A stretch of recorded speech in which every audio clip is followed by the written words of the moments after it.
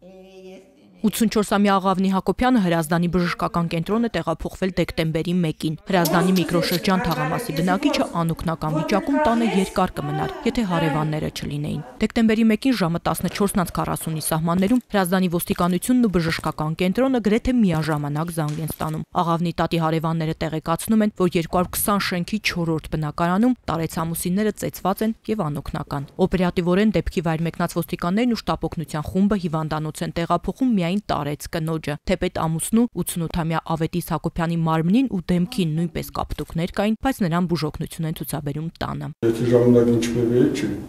կարող է եւ լինել դեմքի համար վտանգավոր։ Հրազդանի հիվանդանոցի վիրաբուժական բաժանմունքի վարիչը հիմա հանգիստ շունչ է քաշում։ 84-ամյա կնոջ կյանքին այլևս վտանգ չի սպառնում։ Ասում է ժամանակ է պետք, Աղավնի տատը կկազդուրվի, տուն կվերադառնա։ Բայց երեք վիճակն այլ էր։ Կինը հիվանդանոց էր տեղափոխվել ուղեղի ցնցումով ու մարմնի տարբեր հատվածներում ստացած վնասվածքներով։ Մարմնի տարբեր մասերի եւ հատկապես դեմքի հապուկ հյուսվածքների սալջարդ եւ ուղեղի ցնցում։ Ես միացած բացածախնա 84 եւ 88 տարեկան տարեցները միայնակ չեն, ապրում են որդու 53-ամյա Հայկաս Հակոբյանի հետ։ Հենց նա է կասկածվում ծնողներին դաժանորեն ծեծելու մեջ, հերքում է։ Ասում ես շմար է, ասում ես։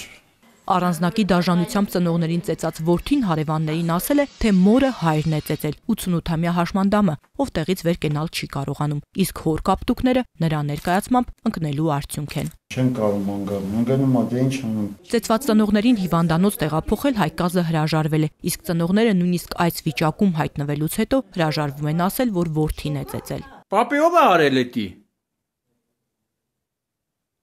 Պապի, ասում ով է կապտացրել։ Ես ինչ գիտեմ։